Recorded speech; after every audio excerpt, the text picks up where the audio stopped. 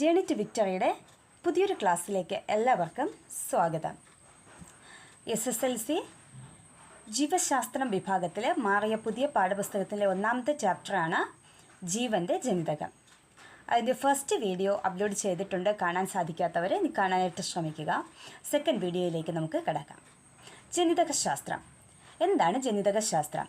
Gene, പാരമ്പര്യം, വ്യതിയാനം എന്നിവയെക്കുറിച്ച് പ്രതിപാദിക്കുന്ന ശാസ്ത്രശാഖയാണ് ജനിതക ശാസ്ത്രം. എന്തിനെ കുറിച്ചാണ് പ്രധാനമായി പഠിക്കുന്നത്? ജീൻ, പാരമ്പര്യം, വ്യതിയാനം എന്നിവയെക്കുറിച്ച് പഠിക്കുന്ന പ്രധാന ശാസ്ത്രശാഖയാണ് ജനിതക ശാസ്ത്രം. ഗ്രിഗർ ജൊഹാൻ മെൻഡലാണ് ജനിതകശാസ്ത്രത്തിൻ്റെ പിതാവ് എന്നറിയപ്പെടുന്നത്. Gregor Johann Mendel. ഇദ്ദേഹം തോട്ടപ്പേർ ചെടിയിൽ ചില വർഗസങ്കരണ പരീക്ഷണങ്ങൾ നടത്തി. ഇതിൽ നിന്ന് അദ്ദേഹം എത്തിച്ചേർന്നൊരു നിഗമനമാണ്, ഒരു സ്വഭാവത്തെ നിയന്ത്രിക്കാനായിട്ട് ഒരു ജോഡി ഘടകങ്ങളുണ്ട്. എന്താണ്? ഒരു സ്വഭാവത്തെ നിയന്ത്രിക്കാൻ ഒരു ജോഡി ഘടകങ്ങളുണ്ട്.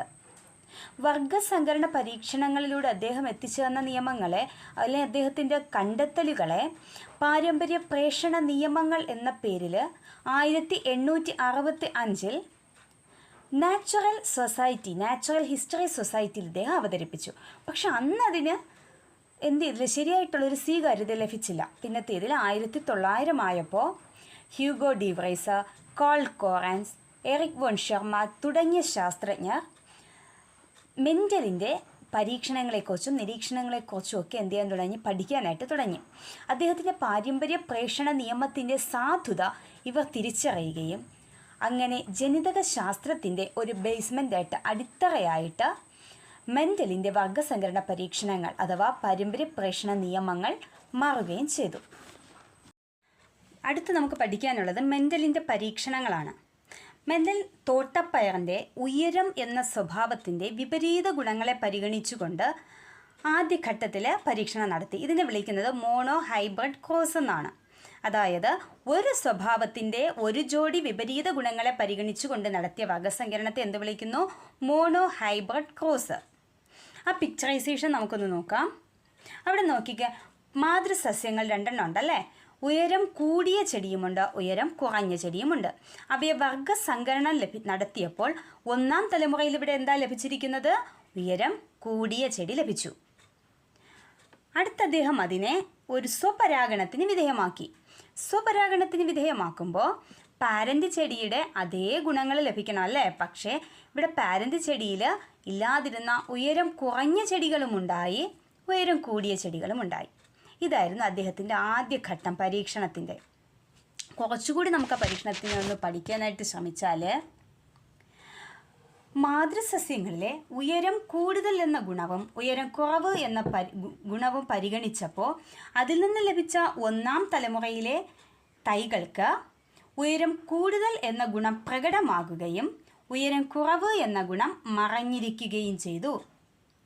ഇതിവിടെ മെൻഡൽ പ്രകടമായ ഗുണത്തെ പ്രകട ഗുണമെന്നും മറഞ്ഞിരിക്കുന്ന ഗുണത്തെ ഗുപ്ത ഗുണമെന്നും വിളിച്ചു. ഓക്കെ അല്ലേ? എന്താണ് പ്രകട ഗുണം? മാതാപിതാക്കളിൽ നിന്ന് ലഭിക്കുന്ന സ്വഭാവങ്ങളിൽ, മാതാപിതാക്കളുടെ സ്വഭാവങ്ങളിൽ നിന്ന് സന്താനങ്ങളിൽ പ്രകടമാകുന്ന സ്വഭാവ ഗുണങ്ങളെ പ്രകട ഗുണമെന്നും, എന്നാൽ മാതാപിതാക്കളിൽ ഉണ്ടായിരുന്നതും സന്താനങ്ങളിൽ മറഞ്ഞിരിക്കുന്നതുമായ ഗുണങ്ങളെ ഗുപ്ത ഗുണമെന്നും വിളിക്കാം. F2 തലമുറയിലേക്ക് വരുമ്പോൾ നോക്കിക്കേ, അവിടെ ഗുണങ്ങൾ ഒരു നിശ്ചിത റേഷ്യോയിലാണ് പ്രകടമാകുന്നത് അല്ലേ? 4/3 വിഭാഗം ചെടികൾക്കും ഉയരം കൂടുതലായിരുന്നു. നോക്കിയാൽ 1064 ചെടികളുണ്ടായതിൽ 787 ഉയരം കൂടിയവയും 277 ഉയരം കുറഞ്ഞവയുമാണ്. അതായത് F2 വന്നപ്പോൾ, രണ്ടാം തലമുറ വന്നപ്പോൾ 4/3 ചെടികൾ എന്തായി? ഉയരം കൂടുതൽ എന്ന ഗുണത്തെ പ്രകടമാക്കിയപ്പോൾ 1/4 ഭാഗം ഉയരം കുറവ് എന്ന ഗുണത്തെ പ്രകടമാക്കി. ആ സൂചകങ്ങൾ നോക്കിക്കുക. ഒന്ന് പുസ്തകത്തിൽ തന്നിരിക്കുന്നത് പരിഗണിച്ച സ്വഭാവവും അവയുടെ ഗുണങ്ങളും. എന്താണ്? ഉയരം എന്ന സ്വഭാവത്തെ പരിഗണിച്ചു, അവയുടെ ഉയരം കൂടുതൽ കുറവ് എന്നീ ഗുണങ്ങളാണ് പരിഗണിച്ചത്. ഒന്നാം തലമുറയിൽ പ്രകടമായതും മറഞ്ഞിരിക്കുന്നതുമായ ഗുണങ്ങൾ. ഒന്നാം തലമുറയിൽ പ്രകടമായ ഗുണം ഏതാണ്? ഉയരം കൂടുതൽ. മറഞ്ഞിരുന്നത്, ഗുപ്തമായിരുന്ന ഗുണം ഏതാണ്? ഉയരം കുറവ്. സ്വപരാഗണത്തിൻ്റെ പ്രാധാന്യം എന്താ? എന്തിനാണ് സ്വപരാഗണം ചെയ്യുന്നത്? മാതാപിതാക്കളുടെ അതേ ഗുണങ്ങൾ കുഞ്ഞുങ്ങളിലേക്ക്, സന്താനങ്ങളിലേക്ക് വരുന്നതിന് വേണ്ടിയിട്ടാണ്. പക്ഷെ അങ്ങനെ വന്നപ്പോൾ രണ്ടാം തലമുറയിലെ ഗുണങ്ങൾ ഏതൊക്കെ കിട്ടി നമുക്ക്? ഉയരം കൂടുതലും കിട്ടി, ഉയരം കുറവും കിട്ടി. ഇവിടെ നമ്മൾ ശ്രദ്ധിക്കേണ്ട കാര്യം, പാരന്റ് ചെടികളിൽ നിന്ന് ഒന്നാം തലമുറയിലേക്ക് വന്നപ്പോൾ ഗുപ്തമായിരുന്ന ചില ഗുണങ്ങൾ, മറഞ്ഞിരുന്ന ഗുണങ്ങൾ അടുത്ത തലമുറയിൽ വന്നപ്പോൾ പ്രകടമായി. ഓക്കെ. ഇതിൽ നിന്നും മെൻഡൽ മാതാപിതാക്കളിൽ നിന്ന് സ്വഭാവ സവിശേഷതകൾ സന്താനങ്ങളിലേക്ക് ലഭിക്കുന്നത് ലിംഗകോശങ്ങളിലൂടെ കൈമാറ്റം ചെയ്യപ്പെടുന്ന ചില ഘടകങ്ങളിലൂടെയാണെന്ന് മനസ്സിലാക്കി. എങ്ങനെയാണ്? മാതാപിതാക്കളുടെ ലിംഗകോശങ്ങളിലൂടെ ചില ഘടകങ്ങൾ കൈമാറ്റം ചെയ്യപ്പെടുന്നുണ്ട്. അവയാണ് നമ്മുടെ സ്വഭാവ സവിശേഷതകളെ നിയന്ത്രിക്കുന്നത് എന്ന അനുമാനത്തിലാണ് അദ്ദേഹം എത്തിയത്. ഇവിടെ ഈ ഘടകങ്ങൾ എന്താണെന്ന് അദ്ദേഹത്തിന് കണ്ടെത്താൻ കഴിഞ്ഞില്ല. ജനിതകശാസ്ത്രം വികസിച്ച് വന്നപ്പോൾ പിന്നത്തേതിൽ കണ്ടെത്തി എന്താണ്? ന്യൂക്ലിയസിലെ ക്രോമസോമിനുള്ളിലുള്ള ജീനുകളാണ് സ്വഭാവ സവിശേഷതകളെ നിയന്ത്രിക്കുന്നത് എന്ന്. ഇവിടെ നമ്മൾ ശ്രദ്ധിക്കേണ്ടത്, ഉയരം എന്ന സ്വഭാവത്തെ നിയന്ത്രിക്കാൻ ഒരു ജീനുണ്ടാകും. എന്തുണ്ടാകും? ഒരു ജീന്. പക്ഷെ ആ ജീനിൽ തന്നെ ഉയരം എന്നതിന് വ്യത്യസ്തമായ ഗുണങ്ങളില്ലേ? ഉയരം കൂടുതലെന്നും ഉയരം കുറവെന്നും. ഈ ഗുണങ്ങളെ കാണിക്കാൻ വേണ്ടിയിട്ട് ഉയരം എന്ന ജീനിൻ്റെ പല ടൈപ്പുകളുണ്ടാവും. ഓക്കെ അല്ലേ? ഉയരത്തെ സൂചിപ്പിക്കാൻ ജീനുണ്ട്. ആ ജീനിൻ്റെ വ്യത്യസ്ത തരങ്ങളാണ് ഉയരം കൂടുതലായിരിക്കണമോ കുറവായിരിക്കണമോ എന്ന് തീരുമാനിക്കുന്നത്. അപ്പോൾ ഒരു ജീനിൻ്റെ തന്നെ വ്യത്യസ്തമായ തരങ്ങളുണ്ട്. അവയെ വിളിക്കുന്ന പേരാണ് അലീലുകൾ. എന്താണ്? അലീലുകൾ. നോക്കിക്കേ, ഒരു സ്വഭാവത്തെ നിർണ്ണയിക്കുന്ന ജീനിന് വ്യത്യസ്ത തരങ്ങളുണ്ടാവും. ഒരു ജീനിൻ്റെ വ്യത്യസ്ത തരങ്ങളെ അലീലുകൾ എന്ന് വിളിക്കുന്നു. വർഗസങ്കരണത്തിൽ ഉയരം എന്ന സ്വഭാവത്തെ നിർണ്ണയിക്കുന്ന ജീനിൻ്റെ വ്യത്യസ്ത അലീലുകളാണ് ക്യാപിറ്റൽ ടിയും സ്മോൾ ടിയും. അതെന്താണെന്ന് അറിയാവോ? നമുക്ക് ഉയരം എന്ന ഗുണത്തെ ടി എന്ന ലെറ്റർ കൊണ്ട് മെൻഷൻ ചെയ്യാം. ഇതിൽ ഉയരം കൂടുതലുള്ളത് നമ്മൾ ക്യാപിറ്റൽ ടി എന്നും ഉയരക്കുറവ് എന്ന ഗുണത്തെ സൂചിപ്പിക്കുന്ന അലീലിനെ സ്മോൾ ടി എന്നും എഴുതാം. ഇതിൽ ഒരു ജീവിയിൽ സ്വഭാവത്തിൻ്റെ പ്രകടരൂപത്തെ ഫീനോടൈപ്പ് എന്ന് വിളിക്കുന്നു. എന്ത് വിളിക്കുന്നു? ഫീനോടൈപ്പ്. ഒന്നാം തലമുറ വന്നപ്പോൾ അവിടെ ഫീനോടൈപ്പ് ഏതായി? ഉയരം കൂടുതൽ എന്നുള്ള ഫീനോടൈപ്പാണ് കാണുന്നത് അല്ലേ? അടുത്ത രണ്ടാം തലമുറയിൽ വന്നപ്പോൾ 4-3 വിഭാഗം ചെടികളുടെ ഫീനോടൈപ്പ് ഉയരം കൂടുതൽ എന്നതായിരുന്നു. 4-1 വിഭാഗത്തിൻ്റെ ഫീനോടൈപ്പ് ഉയരം കുറവ് എന്നുള്ളതായിരുന്നു. ഇനി ഈ ഫീനോടൈപ്പിന് കാരണമാകുന്ന ജനിതക ഘടന, അത് നമ്മുടെ പ്രകട ഗുണത്തിന് കാരണമാകുന്ന ജനിതക ഘടനയാണ് ജീനോടൈപ്പ് എന്ന് വിളിക്കുന്നത്. മനസ്സിലായോ എന്താണ് ജീനോടൈപ്പ്? നമുക്ക് അടുത്ത പിക്ചർ കാണുമ്പോൾ അത് നമുക്ക് കുറച്ചുകൂടി വ്യക്തമാവും. നമുക്ക് ജനിതക ഘടന എഴുതിയ റെപ്രസെൻറ്റേഷൻ ഒന്ന് നോക്കാം. പിക്ചറിൽ ഉയരം എന്ന സ്വഭാവത്തെ സൂചിപ്പിക്കാൻ നമ്മൾ ടി എന്ന ലെറ്ററാണ് എടുക്കുന്നത്. ഇതിൽ ക്യാപിറ്റൽ ടി എന്തിനെ സൂചിപ്പിക്കുന്നു? ഉയര കൂടുതലിനെ. സ്മോൾ ടി എന്തിനെ സൂചിപ്പിക്കുന്നു? ഉയരക്കുറവിനെ. ഇവിടെ നമ്മൾ നോക്കുമ്പോൾ സ്മോൾ ടിയും ക്യാപിറ്റൽ ടിയും എന്താണ്? അലീലുകളാണ്. ഉയരത്തെ സൂചിപ്പിക്കുന്ന അലീലുകളാണ് അല്ലേ? അപ്പോൾ പാരന്റ് ചെടികളെ വർഗസങ്കരണം നടത്തുമ്പോൾ എന്ത് ചെയ്യും? ആദ്യം അവയുടെ ലിംഗകോശങ്ങൾ വേർപിരിയും അല്ലേ? എന്തൊക്കെയാണ് ലിംഗകോശങ്ങൾ? ഇതാ ഇങ്ങനെ എഴുതാം അല്ലേ? ഓക്കെ, ഇതാണ് ലിംഗകോശങ്ങൾ. ഉയരം കൂടിയതിന്, ഇനി ഉയരം കുറഞ്ഞതിൻ്റെത് ഇവയാണ് ലിംഗകോശങ്ങൾ അല്ലേ? ഇനി ഇവ എന്ത് ചെയ്യുന്നു? ഇവ വർഗസങ്കരണം നടക്കുമ്പോൾ F1 തലമുറ ഉണ്ടാകും. നമുക്കതിൻ്റെ സാധ്യത നോക്കാം. എങ്ങനെയായിരിക്കും F1 തലമുറയിൽ ചെടികൾ ഉണ്ടാകുന്നത്? അവയുടെ ജീനോടൈപ്പ് എങ്ങനെയായിരിക്കും? നമുക്കൊന്ന് എഴുതി നോക്കാം. ഓക്കെ, ഇങ്ങനെ 4 ജീനോടൈപ്പുകൾ നമുക്ക് കിട്ടിയല്ലേ? പക്ഷെ ഇതെല്ലാം ഒരേപോലെ ഇരിപ്പുണ്ടല്ലേ? Capital T, small T. അപ്പോൾ നമുക്ക് ഇതിൽ മനസ്സിലാക്കേണ്ട ഒരു കാര്യം, ഫീനോടൈപ്പ് ജീനോടൈപ്പ് എന്താണെന്ന് ഇവിടെ വെച്ച് നമുക്ക് വ്യക്തമാകണം. ഒന്നാമത്തേത്, ഈ ചെടി നോക്കുക, ഉയരം കൂടുതൽ എന്നുള്ളത് അതിൻ്റെ ഫീനോടൈപ്പ്. ക്യാപിറ്റൽ ടി നമ്മൾ എഴുതിയിട്ടില്ലേ? അതാണ് അതിൻ്റെ ജീനോടൈപ്പ്. ഓക്കെ അല്ലേ? രണ്ടാമത്തെ മാതൃസസ്യത്തിലേക്ക് വരുമ്പോൾ ഉയരം കുറഞ്ഞത് എന്ന് പറയുന്നത് അതിൻ്റെ ഫീനോടൈപ്പും സ്മോൾ ടി ടി ഇതാ ഇങ്ങനെ എഴുതുന്നത് അതിൻ്റെ ജീനോടൈപ്പുമാണ്. ഇനി F1 തലമുറയിൽ ലഭിച്ച ചെടികളെ നമ്മൾ സ്വപരാഗണത്തിന് വിധേയമാക്കുമ്പോൾ അതിലുണ്ടാകുന്ന ലിംഗകോശം ക്യാപിറ്റൽ ടിയും ഈ ക്യാപിറ്റൽ ടിയും ചേർന്ന് എന്താ ഉണ്ടാവും? ക്യാപിറ്റൽ ടി ടി എന്ന ജീനോടൈപ്പ് ആയിരിക്കും ഉണ്ടാകുന്നത്. അടുത്തതോ, ഈ ക്യാപിറ്റൽ ടിയും ഈ സ്മോൾ ടിയും ചേരുമ്പോൾ okay capital T small T എന്ന ജീനോടൈപ്പ് ഉണ്ടായി. ഇങ്ങനെ ഇവിടെയും ഉണ്ടാകും അല്ലേ? ഓക്കെ, ഇവിടെ നോക്കിക്കേ, ഇവിടുത്തെ റേഷ്യോ, ജീനോടൈപ്പിൻ്റെ റേഷ്യോ ഒന്ന് നോക്കിക്കേ. ക്യാപിറ്റൽ ടി വരുന്നത് എത്ര എണ്ണം ഉണ്ട്? 1, 2, 3 എണ്ണം അല്ലേ? അപ്പോൾ ഇവിടെ 3 ഉയരം കൂടിയ ചെടികളുണ്ടായി. ഇനി സ്മോൾ ടി മാത്രമുള്ളത് ഒരെണ്ണം, അത് ഉയരം കുറഞ്ഞ ചെടി. ഇതായിരുന്നില്ലേ അദ്ദേഹത്തിൻ്റെ റിസൾട്ട് അല്ലേ? 3:1 എന്ന അനുപാതത്തിൽ ഗുണങ്ങൾ രണ്ടാം തലമുറയിൽ എന്ത് ചെയ്തു? പ്രകടമായി. ഇവിടെ നമുക്കൊന്ന് ചില അടുത്ത സൂചകങ്ങൾക്കൊന്ന് ഉത്തരം കണ്ടെത്തി നോക്കാവോ? മാതൃസസ്യങ്ങളുടെ ഫീനോടൈപ്പും ജീനോടൈപ്പും. എന്താണ് മാതൃസസ്യങ്ങളുടെ ഫീനോടൈപ്പും ജീനോടൈപ്പും? ഇത് ഉയരം കൂടുതൽ ഫീനോടൈപ്പ്, അതിൻ്റെ ജീനോടൈപ്പ് എന്താണ്? ക്യാപിറ്റൽ ടി എന്നുള്ളതാണ്. ഈ മാതൃസസ്യത്തിൻ്റേത് എന്താണ്? ഉയരം കുറവ് എന്നുള്ളത് ഫീനോടൈപ്പ്, സ്മാൾ ടി എന്നുള്ളത് അതിൻ്റെ ജീനോടൈപ്പ്. ഒന്നാം തലമുറ സസ്യത്തിൻ്റെ ഫീനോടൈപ്പും ജീനോടൈപ്പും. ഒന്നാം തലമുറ വന്നപ്പോൾ എങ്ങനെയാണ്? ഫീനോടൈപ്പ് എന്താണ്? ഉയരം കൂടുതൽ. ജീനോടൈപ്പ് എന്താണ്? Capital T, small T. ഉയരം കൂടിയ മാതൃസസ്യത്തിൻ്റെയും ഒന്നാം തലമുറ സസ്യത്തിൻ്റെയും ജീനോടൈപ്പുകൾ ആ വ്യത്യാസമുണ്ടല്ലേ?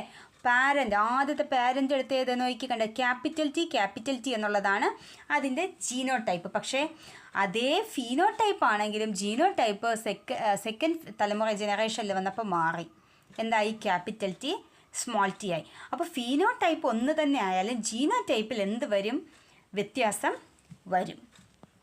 ഇത്ര മനസ്സിലായില്ലേ? ഓക്കെ.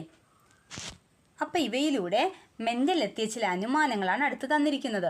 ഒരു സ്വഭാവം, നമ്മൾ നേരത്തെ പറഞ്ഞു, ഒരു സ്വഭാവത്തെ നിയന്ത്രിക്കുന്നതിന് 2 ഘടകങ്ങളുണ്ടാകും. ഒരു ജോഡി വിപരീത ഗുണങ്ങളെ വർഗസങ്കരണത്തിന് വിധേയമാക്കുമ്പോൾ ഒന്നാം തലമുറയിലെ സന്താനങ്ങൾക്ക് വിപരീത ഗുണങ്ങളിൽ ഒന്ന് മാത്രം പ്രകടമാകും. ആ പ്രകടമാകുന്നതിന് എന്ത് വിളിക്കും? പ്രകടഗുണം. ഇനി ഒരു ഗുണം എന്ത് ചെയ്യിക്കുന്നു? മറഞ്ഞിരിക്കുന്നു. ഇതിനെ എന്ത് വിളിക്കും? ഗുപ്തഗുണം. ഇനി ഒന്നാം തലമുറയിൽ മറഞ്ഞിരിക്കുന്ന ഗുണം രണ്ടാം തലമുറ വരുമ്പോൾ എന്ത് ചെയ്യുന്നുണ്ട്? പ്രകടമാകുന്നുണ്ട്. ഓക്കെ അല്ലേ? ലിംഗകോശങ്ങളുണ്ടാകുമ്പോൾ സ്വഭാവത്തെ നിർണ്ണയിക്കുന്ന ഘടകങ്ങൾ കൂടിക്കലരാതെ വേർപിരിയുന്നു. എന്ത് ചെയ്യുന്നു? ലിംഗകോശങ്ങൾ ഉണ്ടാകുമ്പോൾ എന്ത് ചെയ്യുന്നില്ല?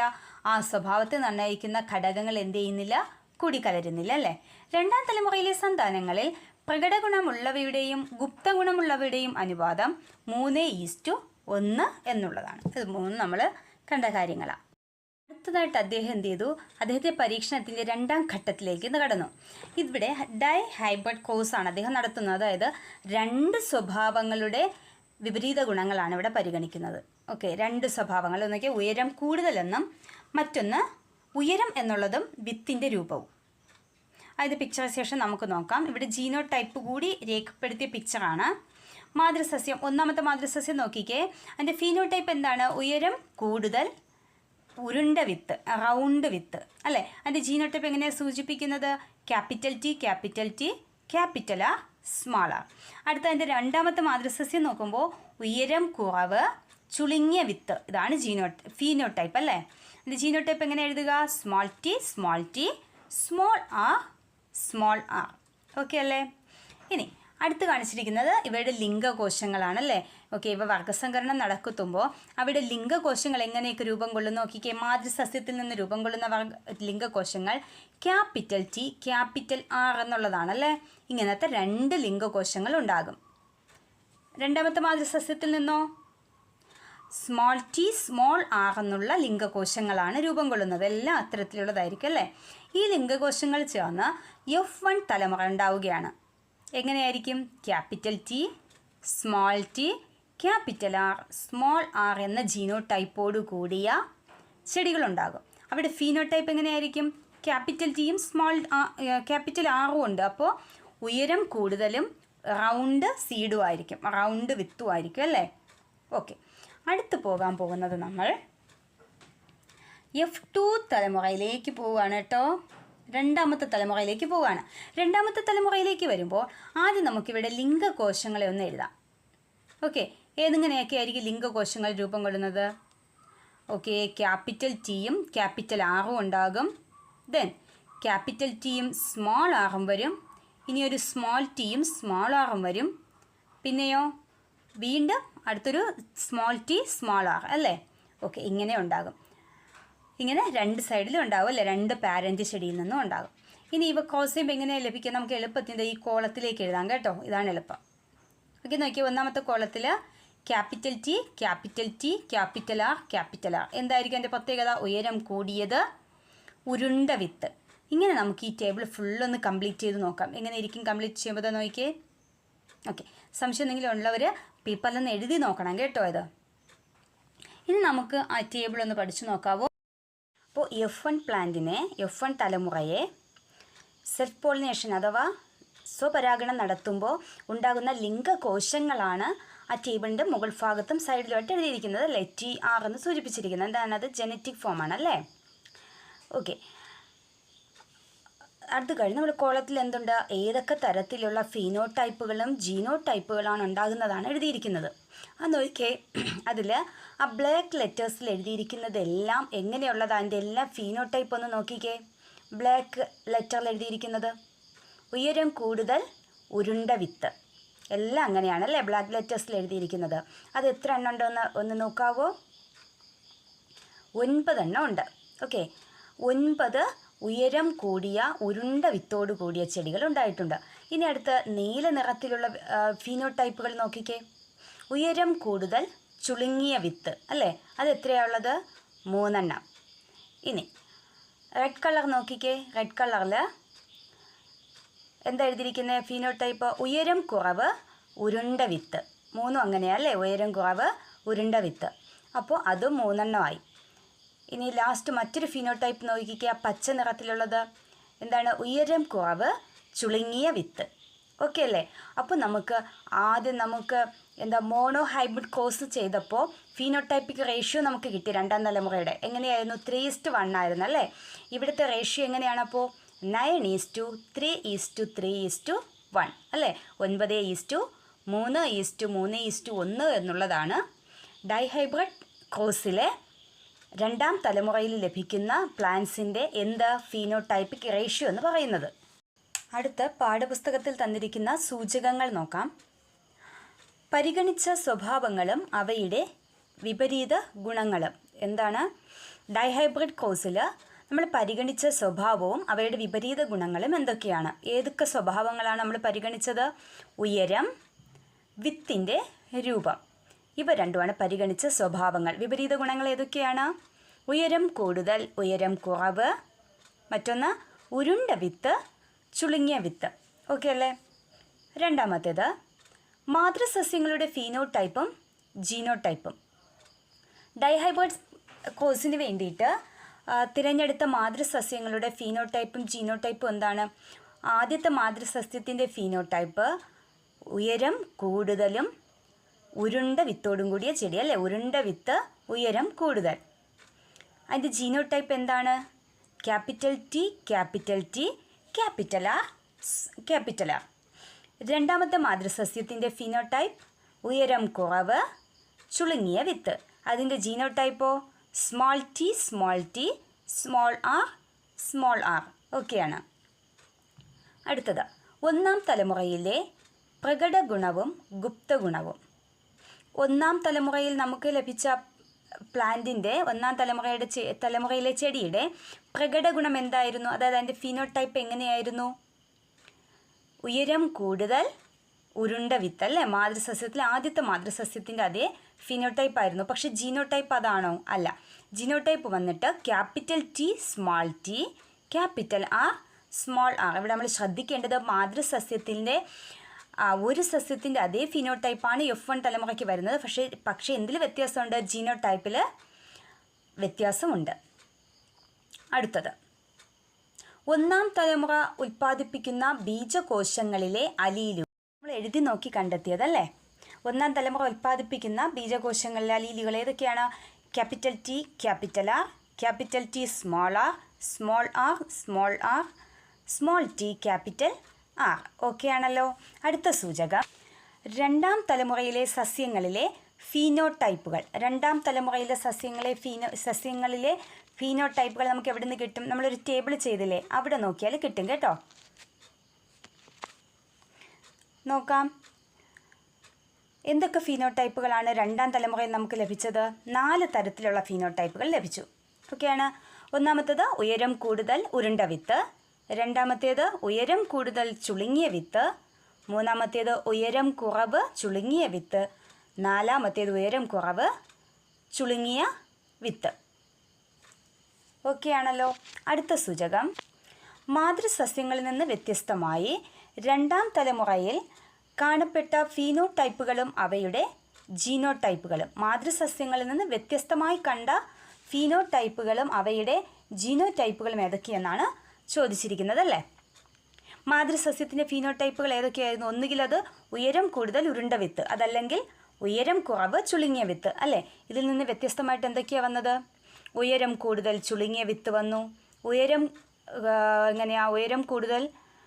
ഉയരം കുറവ് ഉരുണ്ട വിത്ത് വന്നു, ഉയരം കുറവ് ചുളുങ്ങിയ വിത്ത് വന്നു. ഓക്കെ, അതുണ്ടായിരുന്നു അല്ലേ, മാതൃസസ്യത്തിൽ ഉണ്ടായിരുന്നു.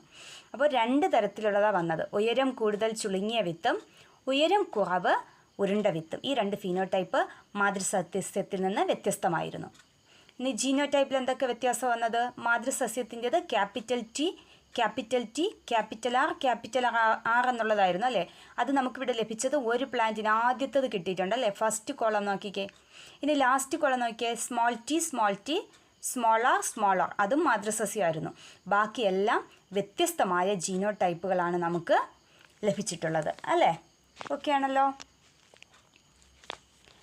2ാം തലമുറയിലെ ഫീനോടൈപ്പിക് അനുപാതം ആണ് അടുത്ത് ചോദിച്ചിരിക്കുന്നത്. 2ാം തലമുറയിലെ ഫീനോടൈപ്പിക് അനുപാതം, അത് നമുക്ക് ആ കോളത്തിൽ നിന്ന് തന്നെ പെട്ടെന്ന് കണ്ടുപിടിക്കാം കേട്ടോ. നമ്മൾ നേരത്തെ കണ്ടുപിടിച്ചതാണ്. എങ്ങനെയാണ്? ബ്ലാക്ക് ലെറ്റേഴ്സിലുള്ള ഫീനോടൈപ്പുകൾ എത്ര എണ്ണം ഉണ്ട്? 9. ബ്ലൂ കളറിലുള്ളത്, അതായത് ഉയരം കൂടുതൽ ചുളുങ്ങിയ വിത്ത് 3, ഉയരം കുറവ് ഉരുണ്ട വിത്ത് 3, ഉയരം കുറവ് ചുളുങ്ങിയ വിത്ത് 1. അപ്പോൾ നമ്മുടെ ഫീനോടൈപ്പിക് റേഷ്യോ എങ്ങനെയായിരുന്നു? 9:3:3:1 എന്നുള്ളതായിരുന്നു. ഓക്കെ അല്ലേ, ക്ലിയർ ആണല്ലോ. പരീക്ഷണത്തിൻ്റെ 2ാം ഘട്ടത്തിലൂടെ മെൻഡൽ എത്തിയ അനുമാനം എന്താണ്? 2ഓ അതിലധികമോ വ്യത്യസ്ത സ്വഭാവങ്ങൾ കൂടിച്ചേരുമ്പോൾ, അതായത് ഇവിടെ ഉയരം, വിത്തിൻ്റെ രൂപം എന്നിങ്ങനെ 2 വ്യത്യസ്തമായ സ്വഭാവങ്ങളാണ് നമ്മളിപ്പോൾ നിരീക്ഷിച്ചുകൊണ്ടിരുന്നത് അല്ലേ. ഇങ്ങനെ 2ഓ അതിലധികമോ സ്വഭാവങ്ങൾ കൂടിച്ചേരുമ്പോൾ അവയിലൊരു സ്വഭാവവും എന്ത് ചെയ്യുന്നില്ല, പരസ്പരം മറ്റൊന്നുമായിട്ട് കൂടിക്കലരാതെ തന്നെ അവ സ്വതന്ത്രമായി അടുത്ത തലമുറയിലേക്ക് വ്യാപരിക്കുന്നു, കൈമാറ്റം ചെയ്യപ്പെടുന്നു. മറ്റൊരു തരത്തിൽ പറഞ്ഞാൽ എന്താണ്? ഒരു ജീവിയുടെ ഒരു ജോഡി അലീലുകൾ മറ്റൊരു ജോഡി അലീലുകളുടെ വേർപെടലിനെ എന്ത് ചെയ്യുന്നില്ല, സ്വാധീനിക്കുന്നില്ല. ഓക്കെ ആണല്ലോ. ഇങ്ങനെ മെൻഡൽ തൻ്റെ പരീക്ഷണത്തിലൂടെ ജനിതക ശാസ്ത്രത്തിൻ്റെ വളർച്ചയ്ക്ക് നല്ലൊരു അടിസ്ഥാനമിട്ടു. പക്ഷേ ജീൻ, അല്ലെങ്കിൽ പരിസ്ഥിതി, മറ്റ് ജൈവികമായോ അജൈവികമായ ഘടകങ്ങളൊക്കെ എങ്ങനെയാണ് ഈ ജനിതക കൈമാറ്റത്തെ സ്വാധീനിക്കുന്നത് എന്ന് വിശദീകരിക്കാനായിട്ട് മെൻഡലിന് കഴിഞ്ഞിട്ടില്ല. ഈ ഒരു പരിമിതിയാണ് നോൺ മെൻഡലിയൻ ഇൻഹെറിറ്റൻസ് പറയുന്നത്. അങ്ങനെ ഒരു ആശയം, അങ്ങനെ ഒരു ശാഖ തന്നെ എന്ത് ചെയ്യാൻ തുടങ്ങി, പിന്നീട് അതിനൊരു തുടക്കമിട്ടു എന്നുള്ളതാണ്. അപ്പോൾ അതിൻ്റെ ഫലമായിട്ട് നമുക്ക് ചില കണ്ടീഷൻസ് കാണാനായിട്ട് സാധിക്കും. നമ്മുടെ ചുറ്റുപാടുമുള്ള ചില ഉദാഹരണങ്ങൾ വച്ചിട്ട് ചില നോൺ മെൻഡലിയൻ ഇൻഹെറിറ്റൻസ് നമുക്ക് കാണാം. ഓക്കെ, നമുക്കത് നോക്കാം. അടുത്ത പാഠപുസ്തകത്തിലെ പേജ് തന്നെയാണ് കേട്ടോ തന്നിരിക്കുന്നത്. നോക്കിക്കേ, ആദ്യം കുറച്ച് പൂക്കളുടെ ചിത്രമാണ് അല്ലേ. ചുവന്ന പൂവുള്ള 4 മണി ചെടിയെ വെള്ളപ്പൂവുള്ള 4 മണി ചെടിയുമായി വർഗ്ഗസങ്കരണം നടത്തിയാൽ പിങ്ക് പൂക്കളുള്ള ചെടികൾ ഉണ്ടാകുന്നു. എന്താണ് ഇതിനെ പറയുന്ന പേരാണ് ഇൻകംപ്ലീറ്റ് ഡൊമിനൻസ്. എന്താണ് ഇൻകംപ്ലീറ്റ് ഡൊമിനൻസ്? കംപ്ലീറ്റ് ആയിട്ടൊരു ഡൊമിനൻസ് ഇല്ല. ഇപ്പോൾ ചുവന്ന പൂവും ഉണ്ടായിരുന്നു, വെള്ളപ്പൂവും ഉണ്ടായിരുന്നു. എന്നാൽ പുതിയൊരു പൂവുണ്ടായപ്പോൾ ചുമപ്പ് നിറമാണോ? അല്ല. പിന്നെ വെള്ള നിറം പ്രകടമായോ? ഇല്ല. അപ്പോൾ മാതൃസസ്യത്തിൻ്റെ ഒരു സ്വഭാവ ഗുണവും എന്ത് ചെയ്യുന്നില്ല, സ്വഭാവത്തിന് 2 ഗുണങ്ങൾ നമ്മൾ എടുത്തു അല്ലേ. പൂവിൻ്റെ നിറമെന്ന സ്വഭാവത്തിൻ്റെ വിപരീത ഗുണങ്ങളായ ചുമപ്പ്, വെള്ള എന്നിവ എടുത്തു. ഇവയിൽ 2 ഗുണവും പ്രകടമാകുന്നില്ല. പകരം ഇവ രണ്ടും ചേർന്ന് മറ്റൊരു നിറമായിട്ടാണ് വരുന്നത്. പ്രകടഗുണത്തിന് അലീലിനെ ഗുപ്തഗുണത്തിൻ്റെ അലീലിനെയും പൂർണ്ണമായി മറയ്ക്കാൻ കഴിയുന്നില്ല. ഇവിടെ ഒരു പ്രകടഗുണം ഉണ്ടെങ്കിൽ തന്നെ അത് ഗുപ്തഗുണത്തെ പൂർണ്ണമായി മറയ്ക്കാൻ പറ്റുന്നില്ല. അതുകൊണ്ട് അവിടെ ഒരു മിശ്രണം സംഭവിച്ച് 2 നിറവും ഒന്നായി പുതിയൊരു നിറമായിട്ട് മാറി, പിങ്ക് നിറം അല്ലേ. അപ്പോൾ ഇങ്ങനെ ഒരു ഗുണവും പ്രകടമായി നിൽക്കാത്തത്, അതല്ലെങ്കിൽ മറ്റു രീതിയിൽ പറഞ്ഞാൽ പ്രകടഗുണം ഗുപ്തഗുണത്തെ പൂർണ്ണമായി മറയ്ക്കാതെ വരുന്നതാണ് എന്ത്, ഇൻകംപ്ലീറ്റ് ഡൊമിനൻസ് എന്ന് പറയുന്നത്. ഇനി അടുത്തത്, ചില കന്നുകാലികളിലും കുതിരകളിലും കാണുന്ന റോൺ കോട്ട് കണ്ടില്ലേ, ആ പശുവിന് കാണുന്ന പോലെ എന്തൊക്കെയുണ്ട്, ബ്രൗണും ഉണ്ട്, വൈറ്റ് കളറുണ്ട് അല്ലേ. അതിൻ്റെ പേരൻ്റ് എങ്ങനെ ആയിരിക്കാം? ആ പേരൻ്റ് അനിമൽസ് ഒന്ന് ബ്രൗണും ഒന്ന് വൈറ്റും ആയിരുന്നിരിക്കാം അല്ലേ. അപ്പോൾ ഈ 2 അലീലുകൾ ആരിലേക്ക് വന്നിട്ടുണ്ട്? ഈ പശുവിലേക്ക് വന്നിട്ടുണ്ട്. പക്ഷേ 2 അലീലുകൾ എന്ത് ചെയ്യുന്നു?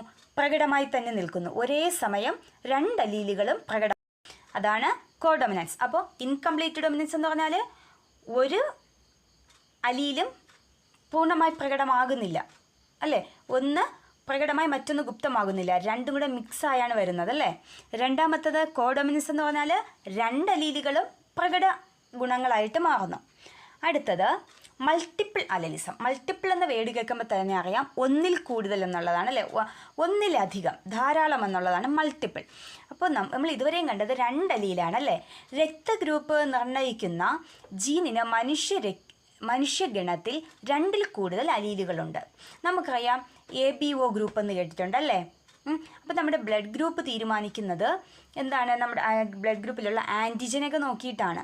A ആൻറ്റിജൻ, B ആൻറ്റിജൻ അല്ലേ, ഇവയൊക്കെ നോക്കിയിട്ടാണ്, ഇവയുടെ സാന്നിധ്യം, ഇവയുടെ ഡൊമിനൻസ് നോക്കിയിട്ടാണ് രക്തഗ്രൂപ്പ് നിർണ്ണയിക്കുന്നത്. അപ്പോൾ രക്തഗ്രൂപ്പ് ഇങ്ങനെ വ്യത്യസ്തമായി നിൽക്കുന്നത് ഈ ഒന്നിലധികമുള്ള അലീലുകൾ പ്രകടമായോ ഗുപ്തമായോ ഒക്കെ വരുന്നതാണ്.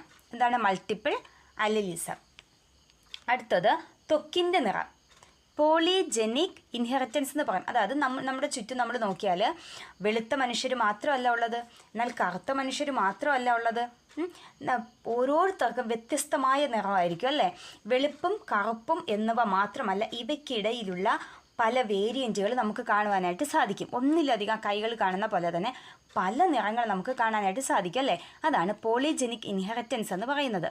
ത്വക്കിൻ്റെ നിറത്തെ നിയന്ത്രിക്കുന്നത് ഒന്നിലധികം ജീനുകൾ ചേർന്നാണ്. ഇവയുടെ പ്രവർത്തന ഫലമായി മെലാനിൻ്റെ ഉൽപ്പാദനത്തിൽ, മെലാനിൻ എന്ന് പറഞ്ഞാൽ എന്താണ്, ശരീരത്തിന് നിറം നൽകുന്നത് മെലാനിനാണല്ലേ, ഏറ്റക്കുറച്ചിൽ നിറവ്യത്യാസത്തിന് കാരണമാകുന്നു. ഓക്കെ ആണല്ലോ. ഇതാണ് പോളിജെനിക് ഇൻഹെറിറ്റൻസ് എന്ന് പറയുന്നത്. എന്താണ് നിറവ്യത്യാസം നമുക്ക് തന്നിട്ടുണ്ട് കേട്ടോ, അതുകൂടെ ജസ്റ്റ് ഒന്ന് നോക്കാം. ത്വക്കിന് നിറം നൽകുന്ന പ്രധാന വർണ്ണകമാണ് മെലാനിൻ എന്ന് പറയുന്നത്. നമ്മൾ ഇലയിലെ വർണ്ണകം പഠിച്ചിട്ടുണ്ട്, ഹരിതകം, ആന്തോസയാനിൻ പഠിച്ചിട്ടില്ലേ മുൻപ്. അതുപോലെ ത്വക്കിന് നിറം നൽകുന്ന വർണ്ണകം ഏതാണ്, മെലാനിൻ. അപ്പം മെലാനിൻ്റെ അളവും തരവും ചേർന്ന് ത്വക്കിൻ്റെ നിറം നിർണ്ണയിക്കും. ഒരു വ്യക്തിയുടെ പൂർവിക ഏത് ഭൂമിശാസ്ത്രമായ പ്രദേശത്തിൽ നിന്നാണ് വന്നത് എന്നത് ത്വക്കിൻ്റെ നിറത്തെ സ്വാധീനിക്കുന്ന പ്രധാന ഘടകമാണ്. ഭൂമിശാസ്ത്രപരമായ വ്യത്യസ്ത പ്രദേശങ്ങളിലെ സൂര്യപ്രകാശത്തിൻ്റെ തീവ്രത വ്യത്യസ്തമായതിനാൽ ഓരോ പ്രദേശത്തും ത്വക്കിൻ്റെ നിറത്തിന് അനുയോജ്യമായ ജനിതക മാറ്റങ്ങൾ സംഭവിച്ചു. ഓക്കെ, സൂര്യപ്രകാശം, അതാണ് നേരത്തെ പറഞ്ഞത്. ഘടകങ്ങൾ, ഓരോ വ്യത്യസ്തമായ ഭൗതികവും ജൈവികവുമായ ഘടകങ്ങൾ എങ്ങനെയാണ് ജനിതക കൈമാറ്റത്തെ സ്വാധീനിക്കുന്നതെന്ന് മെൻഡലിന് കണ്ടെത്താനായിട്ട് കഴിഞ്ഞില്ല എന്ന് പറഞ്ഞില്ലേ, അതിനൊരു ഉദാഹരണമാണിത്. എന്താണ്, സൂര്യപ്രകാശത്തിൻ്റെ ആ ഒരു സമ്പർക്കം, നിരന്തരമായ സമ്പർക്കം തലമുറകൾ കഴിയും തോറും ജനിതക മാറ്റങ്ങൾ വരുത്തുന്നു എന്നുള്ളതാണ്. ഏതിൽ, ത്വക്കിൻ്റെ നിറത്തിൽ അനുയോജ്യമായ ചില ജനിതക മാറ്റങ്ങൾ വരുത്തുന്നു. സൂര്യപ്രകാശം, ഭക്ഷണം, വൈറ്റമിൻ ഡി എന്നിവ പോലുള്ള പരിസ്ഥിതി ഘടകങ്ങൾ ത്വക്കിൻ്റെ നിറത്തെ സ്വാധീനിക്കുന്നു. മനുഷ്യരാശി ജനിതകപരമായി വളരെ വൈവിധ്യമാർന്നതാണ്. ത്വക്കിൻ്റെ നിറം അതിൽ ഒരു ഭാഗം മാത്രമാണ്. ഇതുപോലെയുണ്ട്, മുടിയുണ്ട്, ചുരുണ്ട മുടി, നീണ്ട മുടി. ഇനി ചുരുണ്ട മുടി, നല്ല നീണ്ട മുടി മാത്രമല്ല, ഇതിൻ്റെ ഇടത്തരം ടൈപ്പിലുള്ളതും ഉണ്ടല്ലേ, ചെറുതായിട്ട് ചുരുണ്ടതുണ്ട്, നല്ല ചുരുണ്ടതുണ്ട് അല്ലേ. അടുത്തു പറയുന്നത് വ്യതിയാനങ്ങൾക്ക് കാരണമായ ജനിതക പ്രക്രിയകളെക്കുറിച്ചാണ്. 2 ഉണ്ട്. ഒന്ന് ക്രോസിംഗ് ഓവർ, മറ്റൊന്ന് മ്യൂട്ടേഷൻ. ആദ്യം നമുക്ക് ക്രോസിംഗ് ഓവർ എന്താണെന്ന് നോക്കാം. അപ്പോൾ പാഠപുസ്തകത്തിലുള്ള ചിത്രമല്ല ഞാൻ തന്നിരിക്കുന്നത്, മറ്റൊരു ചിത്രമാണ്. കുറച്ചുകൂടി നമുക്കിത് എളുപ്പമായിരിക്കും കേട്ടോ മനസ്സിലാക്കാനായിട്ട്. ലിംഗകോശങ്ങൾ രൂപപ്പെടുന്നതിനെക്കുറിച്ച് നമ്മൾ മെൻഡലിൻ്റെ പരീക്ഷണം പറഞ്ഞ സമയത്ത് പറഞ്ഞല്ലോ. അപ്പോൾ ലിംഗകോശങ്ങൾ രൂപപ്പെടുന്നതിന് കാരണമായ പ്രവർത്തനമാണ് ഊനഭംഗം അഥവാ മിയോസിസ് എന്ന് പറയുന്നത്. ലിംഗകോശങ്ങൾ രൂപപ്പെടുന്ന ഒരു പ്രവർത്തനമാണ്. അതിൻ്റെ ആദ്യ ഘട്ടമാണ് ക്രോസിംഗ് ഓവർ എന്ന് പറയുന്നത്. ഈ ക്രോസിംഗ് ഓവർ എന്ന് പറയുന്ന സമയത്ത് എന്താണ് സംഭവിക്കുന്നതെന്ന് നമുക്ക് ആ പിക്ചറിലൊന്ന് നോക്കാം. 3 ചിത്രങ്ങളുണ്ടല്ലേ, അത് 3 ഘട്ടമാണ്. ക്രോസിംഗ് ഓവറിൻ്റെ 3 ഘട്ടങ്ങളാണ്. ഒന്നാമത്തെ ഘട്ടത്തിൽ നോക്കി എന്താണെന്ന് കാണുന്നത് നമ്മൾ, സമരൂപ ക്രോമസോമുകൾ ഒരു ജീവിയുടെ മാതാപിതാക്കളിൽ നിന്ന് ലഭിക്കുന്ന സമാനമായ ക്രോമസോമുകളാണിവ പരസ്പരം ജോഡി ചേരുന്നു അല്ലേ. എന്താണ് നമ്മൾ മുമ്പ് പഠിച്ചു, 22 ജോഡി എന്തുണ്ടെന്ന് പഠിച്ചു, സ്വരൂപ ക്രോമസോമുകൾ ഉണ്ടെന്ന് പഠിച്ചു. ഇതിൽ ഓരോ ജോഡിയിലെയും ക്രോമസോമുകൾ എങ്ങനെയായിരിക്കും, സമരൂപങ്ങളായിരിക്കും, ഒരുപോലെ ആയിരിക്കും എന്ന് പഠിച്ചു അല്ലേ.